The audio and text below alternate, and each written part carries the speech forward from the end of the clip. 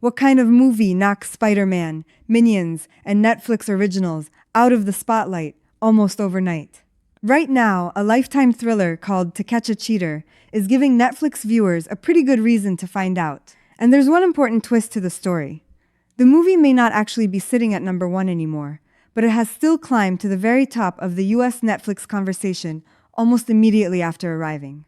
According to FlixPatrol's US, Netflix chart for August 22, To Catch a Cheater ranked number 2 among movies, just behind Facing El Chapo. That puts it ahead of titles including Don't Say Good Luck, The Dating App Killer, The Monica White Story, Free Fall, A Reckoning for Bowen, The Last House, and Spider-Man Into the Spider-Verse. The movie had only been on the chart for 2 days, which makes that rapid rise especially noticeable.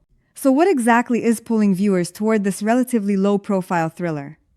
The answer starts with a simple idea that quickly becomes much darker. The story centers on Hannah, a teenager preparing for college while dealing with bullying at school and tension inside her family. Her friend Charlie comes up with a plan to test whether their boyfriends can actually be trusted, and Hannah reluctantly agrees to take part. The setup sounds like a messy teenage prank, the kind of thing that could lead to awkward texts and broken relationships. But Hannah never makes it home that night. Suddenly, the story isn't about catching a cheater anymore. It's about a mother trying to understand how her daughter died and whether the people closest to her are hiding something. Netflix's own Tudum describes Monica as a grieving mother who begins digging into a web of lies, deception, and intimidation after Hannah's disappearance and death. And that's where To Catch a Cheater shifts from relationship drama into a full mystery thriller.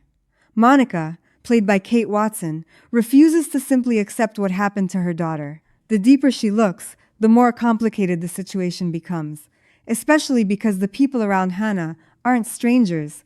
They're friends, classmates, boyfriends, parents, and people Monica thought she could trust. That gives the movie its biggest hook. The question isn't just, who is responsible? It's also, who can you believe? Every relationship becomes suspicious, and every secret potentially changes the meaning of what happened that night.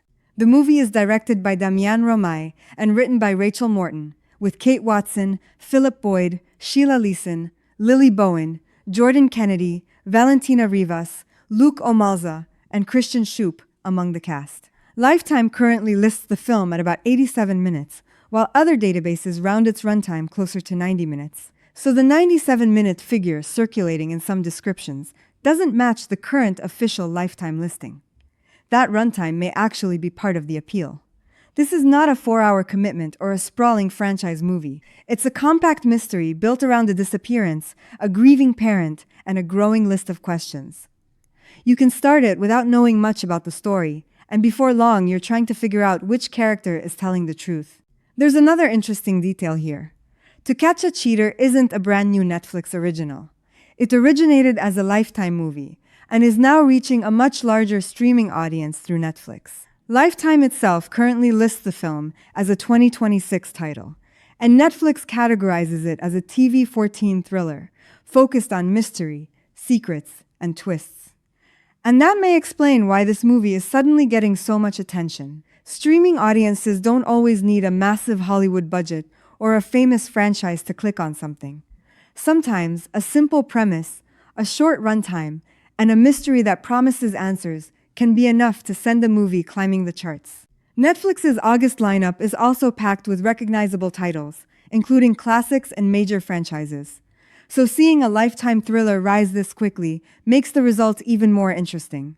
And with major Netflix releases still arriving later this month and beyond, To Catch a Cheater has a real test ahead of it.